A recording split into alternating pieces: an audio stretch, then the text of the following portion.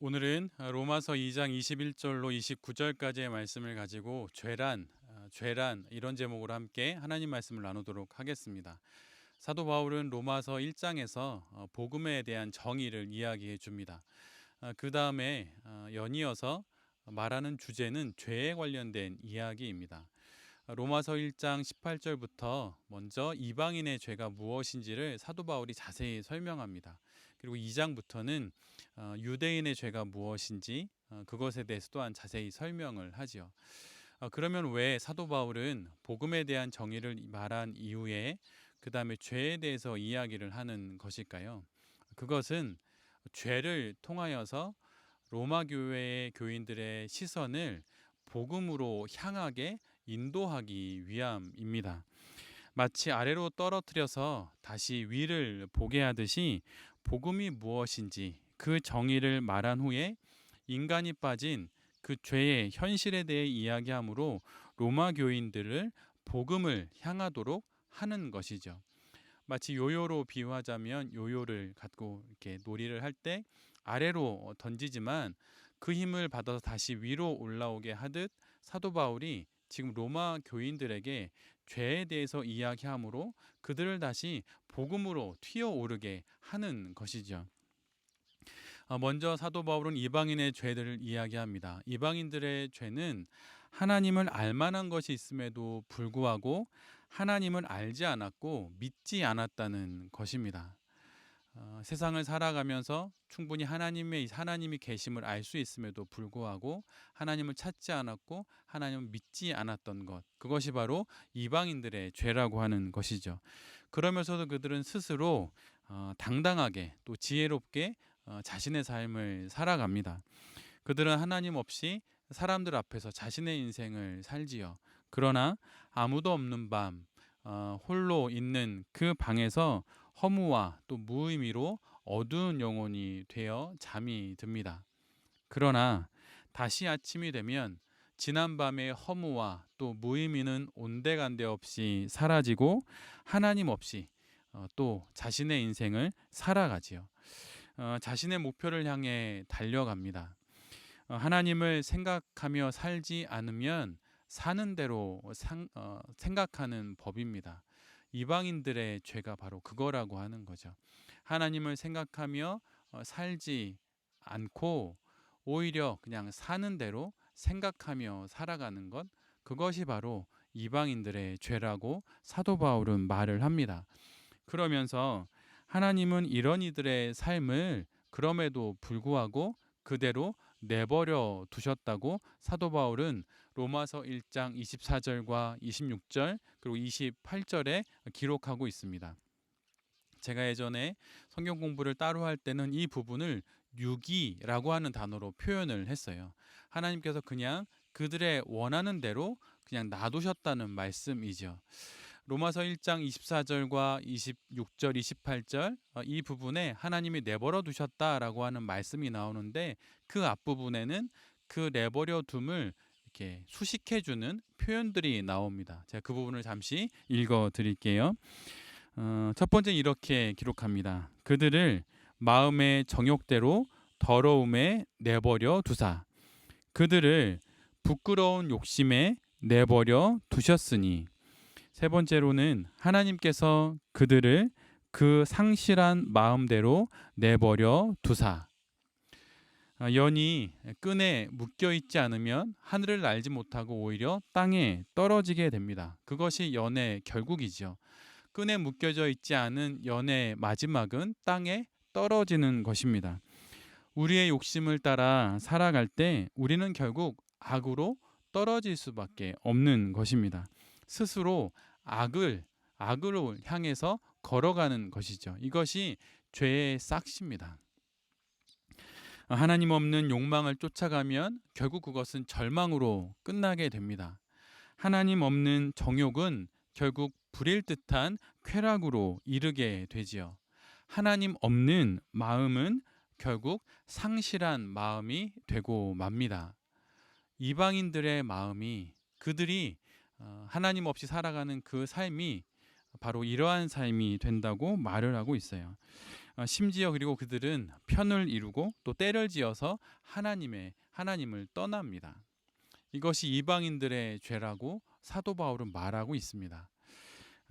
이에 또 바울은 이방인들에 대한 이야기에 이어서 고개를 끄덕이던 이방인들의 그 이야기에 맞는 이야기다라고 고개를 끄덕이던 로마의 교인들을 무대 중앙에 세웁니다.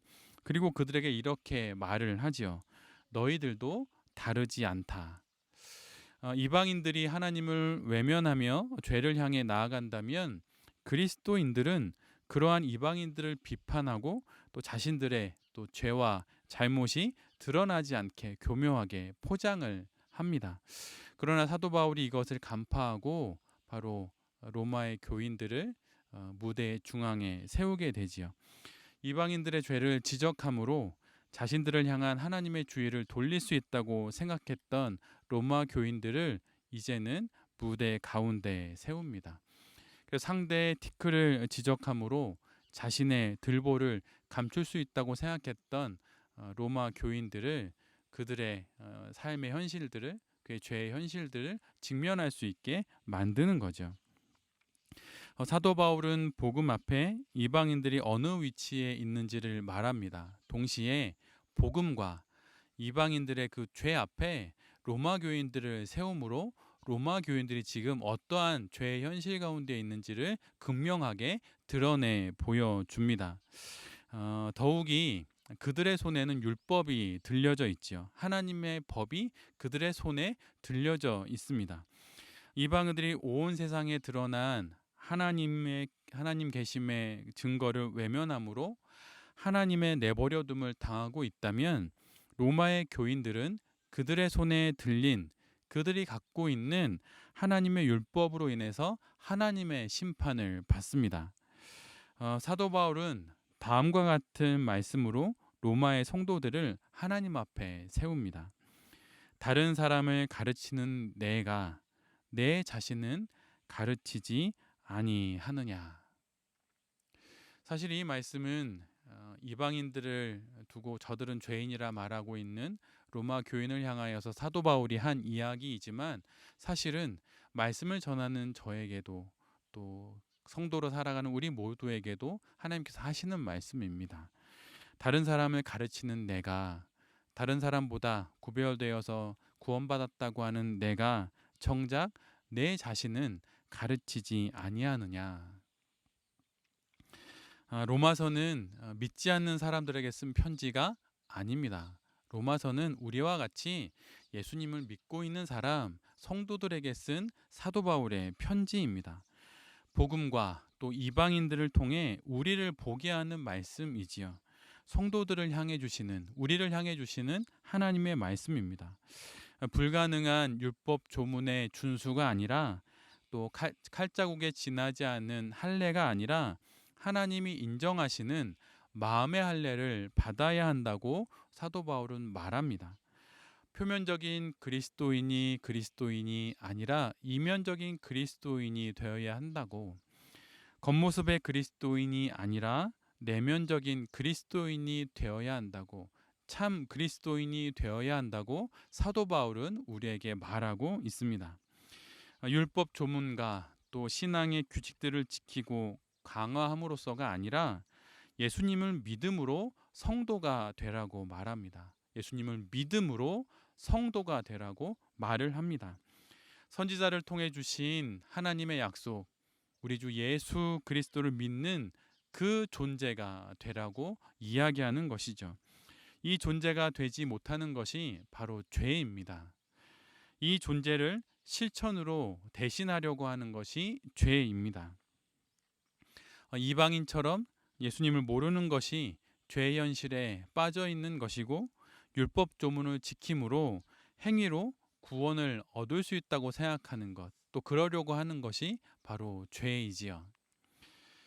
성경이 말하는 죄는 하나님의 약속인 예수님을 믿는 실존이 되어야 할 성도가 실천으로 이를 대체하려는 것을 말합니다. 그리고 실천으로 행위와 또 행동으로 축소시키는 것을 죄라고 말합니다. 우리 손에 횃불이 들려 있는 것이 아니라 우리가 세상을 밝히는 횃불이 되어야 하는 것이죠. 예수님이 복음을 들고 오신 것이 아니라 이 땅에 오신 그분이 복음이셨듯이 말입니다. 예수님이 손을 들어서 가리키며 그곳으로 가야 한다고 말씀하시지 않으시고 그분이 걸으셨던 그 길이 바로 우리가 걸어야 하는 길이 되었듯 말입니다. 회당 구석에 놓여진 율법이 진리가 아니라 그분의 삶이 진리셨듯이, 그리고 그분이 생명이셨듯이 우리도 우리의 실존을 통하여서 하나님 앞에 그런 존재가 되어야 한다고, 마음의 할례를 받아서 그런 실존적인 존재가 되어야 한다고 사도 바울이 우리에게 말하는 것입니다. 그런 실존을 거부하고 실천으로, 어떤 행동과 행위로 우리의 실존을 대신하려고 하는 것이 바로 죄라고 말하는 것입니다. 여러분 혹시 눈물을 맛보신 적이 있으신가요?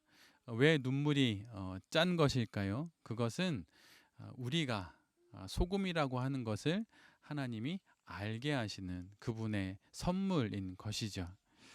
우리의 행위와 또 우리의 말이 소금이 아니라 우리 자신이 바로 소금입니다. 내 몸 밖에 그 무엇이 소금이 아니라 바로 내가 소금이 되는 것이죠. 이러한 실존의 구체성, 이것을 떠나서 실천으로 대체하는 것, 그리고 실천으로 축소하려는 것이 바로 죄입니다. 사도 바울은 로마 교인들의 이 교묘한 부분을 파고들지요. 율법을 지키는 것으로, 그것으로, 그 행위로 그리스도인이 된다고 생각했던 그들의 그 실천, 그들의 행위들을 사도 바울이 보고 마땅히 그리스도인이라면 가져야 하는 참된 그 모습을 사도 바울이 이야기하는 것입니다. 여러분, 목사가 맡고 있는 여러 가지 일들 중에 가장 중요한 기능이 무엇이라고 생각하십니까? 그 통상적으로 설교라고 생각하죠. 그건 정말 맞는 말인 것 같아요.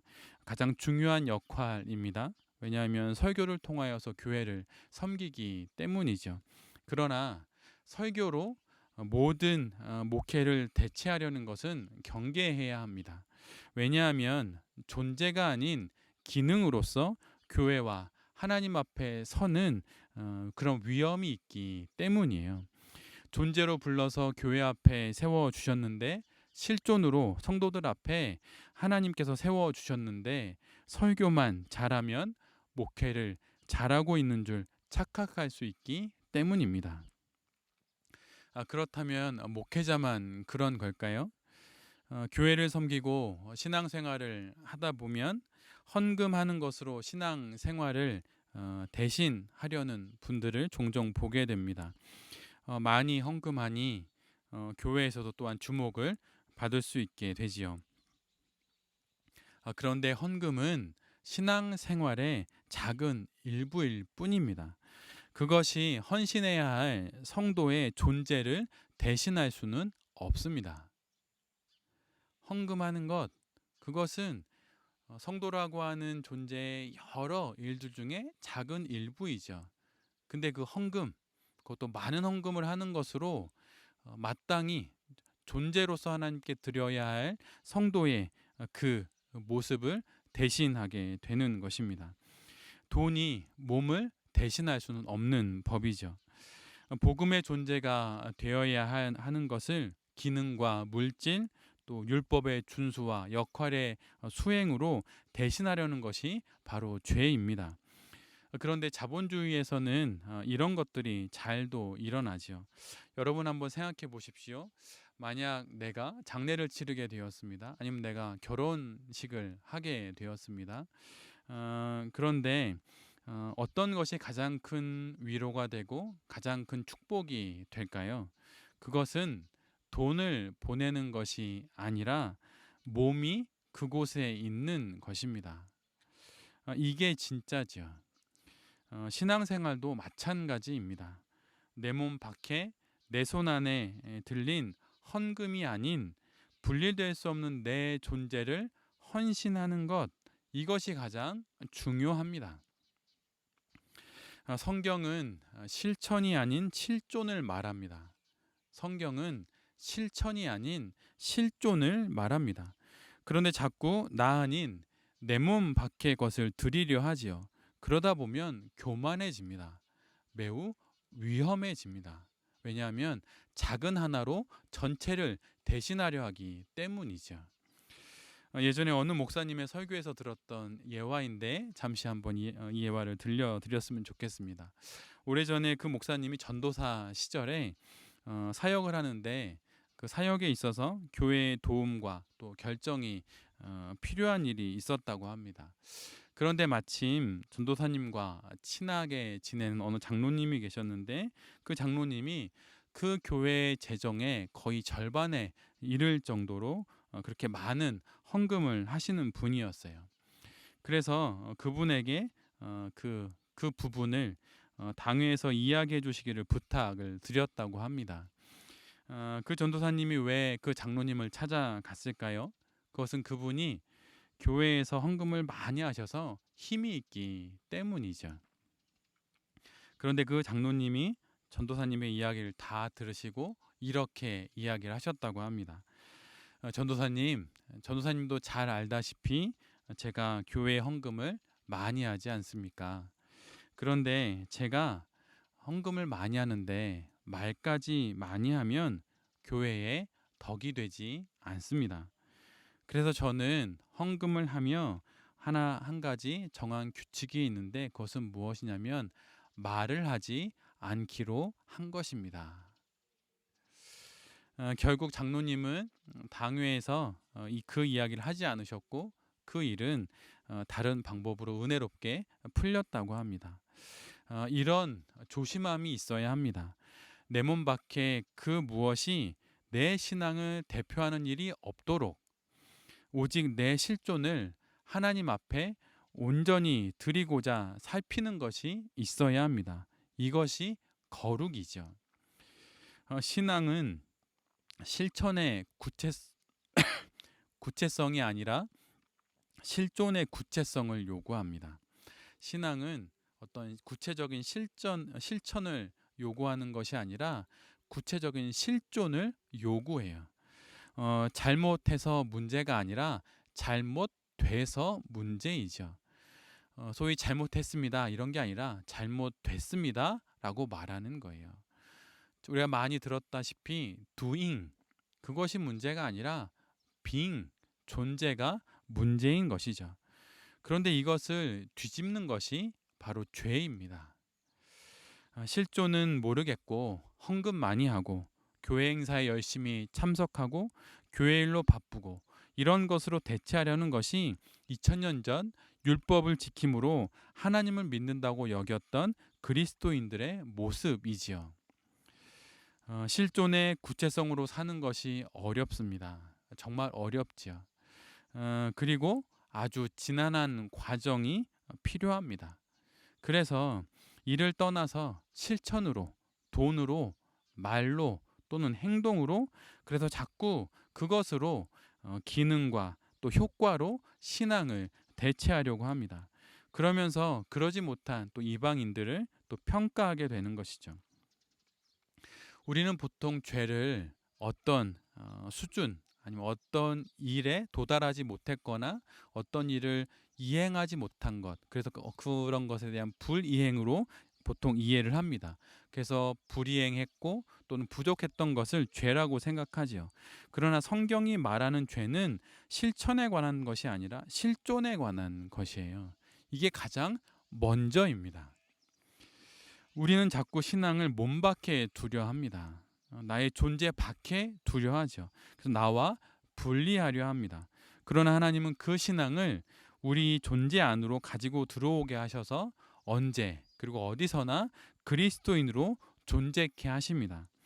성경은 실존의 언어임에도 불구하고 우리는 자꾸 실천의 언어로 바꾸어 놓지요. 성경은 여러분 실존의 언어입니다. 그런데 우리는 자꾸 그것이 너무 어려우니까 실천의 언어로 바꿔요. 그 율법을 지키고 규칙을 지키는 것으로 말씀을 대신하지요. 성경은 성도로 복음의 실존으로 전 인생을 살라 하는데, 우리는 하나님의 말씀을 고정시켜서 목적으로 만들고 보이게 하여 불안하지 않게 하고 노력하여서 잡을 수 있는 실천의 과제로 만들어 버립니다. 율법이 된 것이죠. 여러분, 제가 방금 말씀드린 이 부분을 한번 잘 생각해 보십시오. 성경은 성도로 하여금 복음의 실존으로 전 인생을 살라 합니다. 그런데 우리는 하나님의 말씀을 고정시켜서 마치 공식처럼 만들어서 목표로 만듭니다. 그래서 눈에 보이게 하여서 불안함을 제거하고 그것을 성취하죠. 노력해서 그것을 잡으려고 합니다. 율법을 이루듯이 그렇게 이루려고 합니다. 그러나 이것은 하나님의 말씀이 우리에게 율법이 된 것이에요. 실천해야 하는 항목들이 된 것이죠. 여러분은 말씀 묵상과 또 큐티를 하면서 무엇을 느끼십니까? 그리고 설교를 들으며 어떤 생각이 드시나요? 뭔가 정답을 찾은 것 같고 이제 그렇게 하면 될 것 같으십니까? 그러나 그것은 그리스도인이 되는 길에 노잣돈 하나 주님께서 우리 손에 쥐어 주신 것 뿐입니다. 큐티 한번 하면 말씀을 다 산 것 같기도 합니다. 저도 때로는 그런 걸 느껴요. 큐티를 했는데 너무 은혜롭게 큐티가 되었습니다. 그러면 이른 새벽에 1시간 반, 2시간 정도 큐티를 한 것뿐인데 하루를 다 산 것 같기도 하고 뭔가 나의 인생에 큰 걸 완전히 다 한 것 같아요. 그리고 때로는 기도를 하는데 기도가 정말 깊고 때로는 기도가 아주 시원하게 되면 인생을 다 산 것 같기도 합니다. 그래서 현재의 자리에서 내가 경험했던 그 은혜의 자리까지, 그 결과의 자리까지 직선으로 이렇게 이어놓아서 그냥 달려가기만 하면 될 것 같아요. 그러나 교회당을 나와 집을 향하면 또 회사를 향하면 현실에는 여전히 문제가 산적합니다.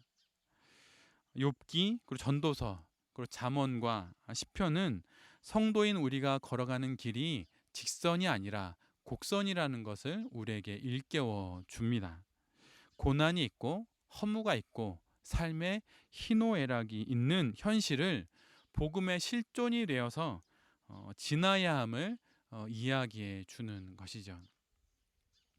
성경은 갈 길이 멀다고 말합니다. 그런데 우리는 자꾸 지름길을 찾고 또 확실한 것을 찾고 빨리 불안을 제거하며 살려고 하죠. 우리 한국 사람들이 얼마나 열심히 삽니까? 신앙생활도 정말 열심히 하죠. 또 빨리빨리 하며 삽니다. 그래서 이단도 많은 것 같아요. 이단에 빠지는 분들을 보면 그분의 열심은 거의 특심입니다. 그러나 그 열심을 자세히 보면 그분 안에 불안이 있는 것을 보게 돼요. 이것이 유혹입니다. 제사보다 낫다 하신 순종이 무엇일까요? 복음의 실존으로 사는 성도의 삶, 그 삶은 한 번의 예배가 아니라 지난한 과정임을 말해주는 거예요. 기다림이 있음을 말해주는 것입니다. 우리의 현실은 시간과 공간 속에서 앞뒤가 바뀌지 않고 이렇게 순차적으로 우리의 인생은 과정을 밟으며 진행됩니다. 이 시간들을 복음의 실존이 되어 살아가는 것이 순종이지요. 순종이 또 다른 말로 무엇일까요? 순서를 정해서 복음의 실존으로 그 삶을 살아가는 거예요. 자연은 과정을 건너뛰는 법이 없습니다.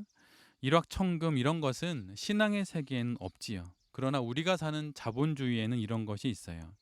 우리의 삶의 자리가 그러하다 보니 자본으로 또는 권력으로 훌쩍훌쩍 건너뛰면 복음의 실존이 되는 줄 압니다.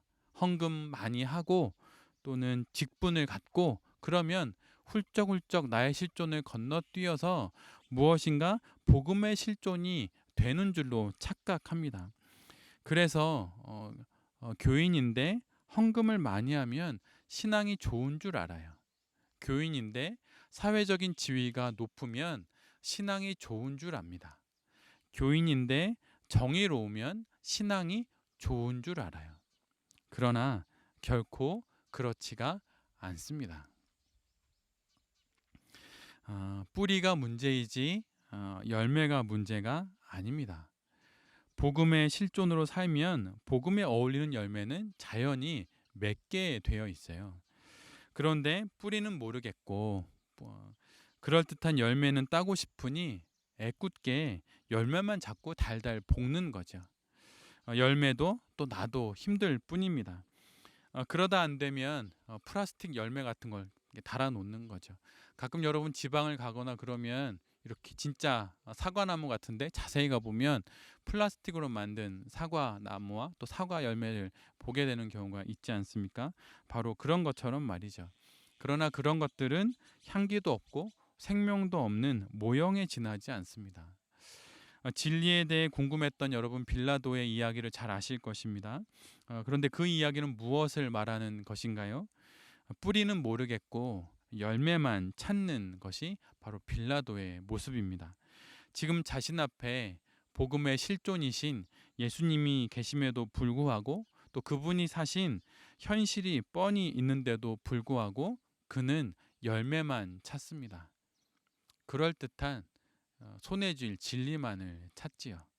근데 예수님께서 그분의 삶과 또 그분의 전 과정으로 그 빌라도 앞에 서심으로 그런 것으로 결코 성도가 될 수 없음을 말해 줍니다.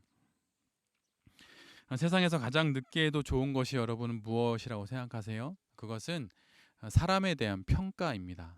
오래 보고 좀 길게 봐야 하는 것이죠. 세월이 지나면 그 사람의 열매가 아니라 그 뿌리가 드러납니다. 그때까지 한참 두고 봐도 괜찮습니다. 좋은 사람이면 좋은 사람들이 또 그 주변에 많이 모이기 마련이지요. 신앙도 여러분 마찬가지입니다. 직분에 상관없습니다. 오래 보면 됩니다. 장로가 됐든 목사가 됐든 권사 집사가 됐든 오래 보면 됩니다. 그럼 직분에 상관없이 그분의 참된 성도됨이 드러나게 되지요. 또 사건을 겪어보면 압니다. 그러면 그가 어떤 뿌리를 가진 사람인지 드러납니다. 신앙도 마찬가지예요. 직분에 상관없습니다. 오래 보면 됩니다. 사건을 겪어보면 압니다. 그가 어떤 뿌리를 가진 어떤 신앙의 뿌리를 가진 사람인지 말이죠. 신앙은 뿌리를 이야기합니다. 열매가 아니라 뿌리를 이야기합니다. 보이는 실천이 아니라 보이지 않는 실존을 이야기합니다. 우리는 문제 앞에서 늘 정답을 찾지만 언제나 문제는 하나님의 실존하심, 그분의 임재하심으로 풀리는 법이지요. 여러분, 인류가 가진 가장 큰 문제가 무엇이었습니까? 그것은 죄의 문제였죠. 그런데 그 죄의 문제를 하나님께서 어떻게 푸셨습니까? 이 땅에 임재하심으로, 이 땅에 실존하심으로 하나님께서 그 문제를 푸셨습니다. 성자 예수 그리스도 이 땅에 보내셔서 푸셨죠. 근데 가끔 이런 생각을 혹시 해보신 적이 있으실 것 같은데요. 그냥 30세 청년으로 바로 보내셔서 공생애를 바로 시작하게 하시면 되지 않으셨을까? 왜 굳이 아기로 보내셔서 30년을 우리와 같은 삶을 살게 하시고 그 다음에 3년의 공생애를 시작하시게 하셨을까? 이것이 무엇을 말씀하시는 것일까요? 그것은 인류의 문제는 해결로서의 실천이 아닌 하나님의 임재, 즉 실존으로서의 삶으로만이 해결할 수 있음을 보이시는 것입니다. 이 세상이 안고 있는 그 문제, 그 죄의 문제는 해결로서의 실천이 아니라 하나님의 실존으로서의 삶, 이 땅에서의 삶으로만이 해결될 수 있음을 주님께서 보여주신 것이죠. 하나님께서 구원을 이렇게 푸셨습니다. 인류의 가장 큰 문제, 영원한 문제를 이렇게 푸셨습니다. 임재와 실존으로 말이죠. 이 복음의 실존이 우리에게도 있어야 합니다. 이 복음의 실존이 되어 살아가는 것 바로 그것이 성도인 우리들의 삶이지요. 여러분, 실천이 아닙니다. 실존입니다. 실존이 되어 살아갈 때 그 힘들지만, 그 길게 과정이 필요하지만 실존이 되어 살아갈 때 우리가 마땅히 맺어야 하는 그 아름다운 열매는 우리의 삶에 자연히 맺게 되어 있습니다. 예수님처럼 복음의 실존이 되어서 우리의 현실 속에서 나의 삶을 살아가는 모든 성도님들이 되시기를 빕니다. 실존, 복음의 실존으로 내게 주신 가정에서, 직장에서, 또 교회에서 예수 그리스도와 같이 살아감으로 이 세상을 더 아름다운 세상 되게 하는, 복음으로 넘치게 하는 그런 귀한 삶을 살아가시는 모든 성도님들과 또 이 말씀을 전하는 제 자신이 될 수 있기를 간절히 기도드립니다. 제가 잠시 기도하겠습니다. 주님, 뿌리를 살피지 않고 풍성한 열매만을 따려 했습니다. 복음의 실존으로 살아야 했는데 복음의 향만 맡고 실천으로 살려 했습니다. 하나님의 약속이신 예수님처럼 복음의 실존이 되어 살아 자연히 복음의 열매를 맺는 우리 모두가 되게 하여 주시옵소서. 예수님처럼 살게 해 주십시오. 주님, 또 한 주간 예수님처럼 우리의 삶을 살아갈 수 있도록 주여 은혜 내려 주시옵소서. 한 주간의 삶을 살아갈 때 현실의 모든 순간 복음의 실존으로 살게 하시고, 그 모든 순간 또 그 모든 공간 속에 주님 임마누엘로 함께 해주시고 에베네셀로 도와 주시옵소서. 예수 그리스도의 이름으로 기도드립니다. 아멘.